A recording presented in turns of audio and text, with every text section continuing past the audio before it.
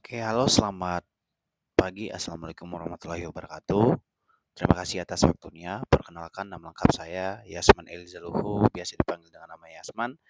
NIM 210201070077 dengan kode kelas MJ403, Prodi PJJ 1 Manajemen, mata kuliah MK MK2 ya Bahasa Indonesia, MK2 Bahasa Indonesia, dengan dosen pengasuh sekaligus yang saya hormati, Bapak Saiful Hidayat, SST, MAP, AK, CA, CPA, CGA, CRT, IPSAS, CIFM. Oke, baik, langsung saja. Next. Soal ujian, buatlah artikel ilmiah berdasarkan struktur penyusutan artikel ilmiah yang baik dan benar. Simak video pembelajaran sebelumnya di sesi 9 dan sesi 15 sampai sesi 15 dan rekaman Vicon 3 dan 4. Kemudian pilih tema artikel disesuaikan dengan keilmuan Anda. Baik, langsung aja Pak. Saya next. Saya mengambil pengaruh media dengan judul ya, pengaruh media sosial terhadap kesehatan mental remaja, analisis konten metode penelitian dan panduan penulisan ilmiah. Latar belakang masalah ini, latar belakangnya perkembangan media sosial yang pesat dan penggunaannya yang masih di kalangan remaja.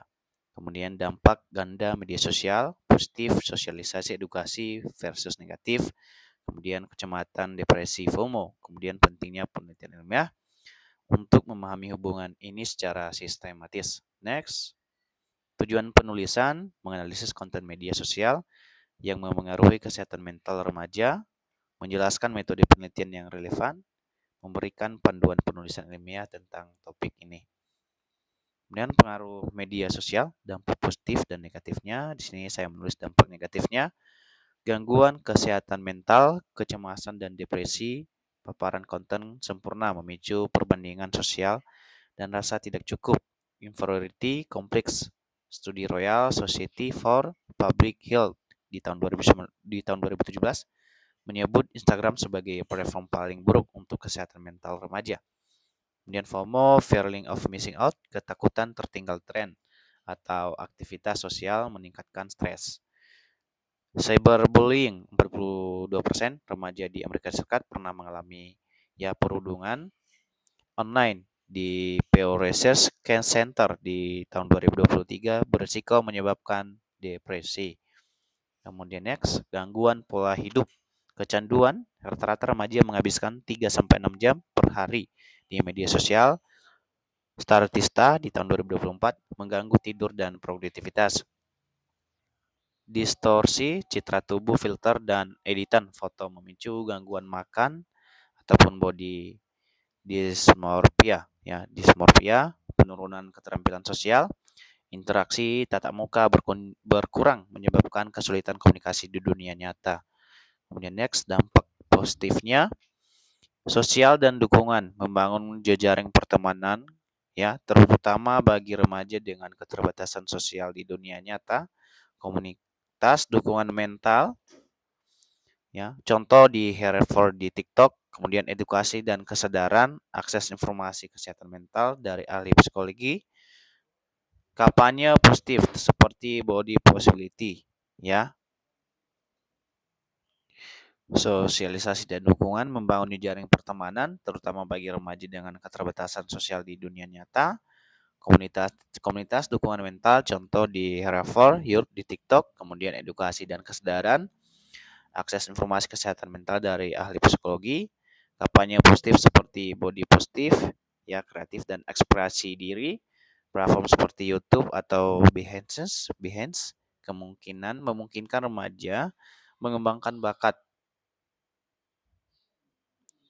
Analisis konten media sosial, jenis konten berdampak negatif, konten yang memicu perbandingan sosial ataupun contoh highlight reels di Instagram, cyberbullying dan hate speech, konten tidak realistis, filter kecantikan, gaya hidup. Jenis konten berdampak positif, komunitas dukungan mental, contoh mental health awareness, edukasi kesehatan mental oleh ahli, kemudian tools analisis konten, software seperti Vivo untuk analisis tema. Kemudian framework seperti content analysis, reprint form atau semiotic analysis. Lanjut, metode penelitian pendekatan kuantitatif, survei dengan kuesioner, contoh skala CSD untuk depresi, analisis statistis, korelasi waktu penggunaan media sosial versus gejala anxiety, kemudian pendekatan kualitatif, wawancara mendalam dengan remaja, pengguna aktif, studi kasus dampak cyberbullying, metode campuran, mixed methods, kombinasi survei dan analisis konten untuk hasil lebih komprehensif.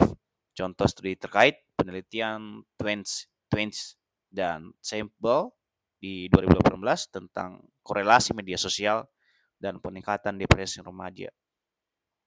Panduan penulisan ilmiah, struktur penulisan, judul jelas, favorite, dan mencerminkan variabel penelitian, abstrak, ringkasan tujuan metode, hasil dari kesimpulan, kemudian pendahuluan, latar belakang, gap penelitian dan pertanyaan riset, tinjauan pustaka, teori kesehatan mental, contoh social compression, teori, dan studi terdahulu.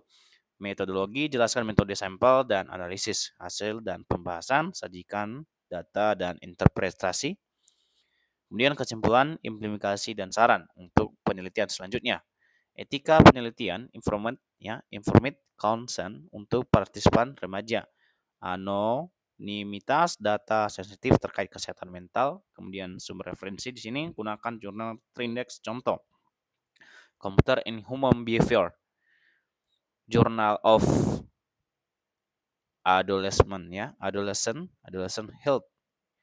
Kemudian next, kesimpulan, media sosial ini memiliki dampak kompleks pada kesehatan mental remaja, tergantung pada jenis konten dan pola penggunaan. Kemudian penelitian yang rigor memerlukan metode tepat dan penulisan ilmiah yang sistematis. Perlunya edukasi literasi digital untuk mitigasi dampak negatif. Oke, baik Pak, terima kasih atas penyampaian tugas sekaligus jawaban ujian akhir semester. Atas kesalahan kata, pengucapan, mohon maaf. Dan terakhir kata, saya ucapkan terima kasih. Assalamualaikum warahmatullahi wabarakatuh.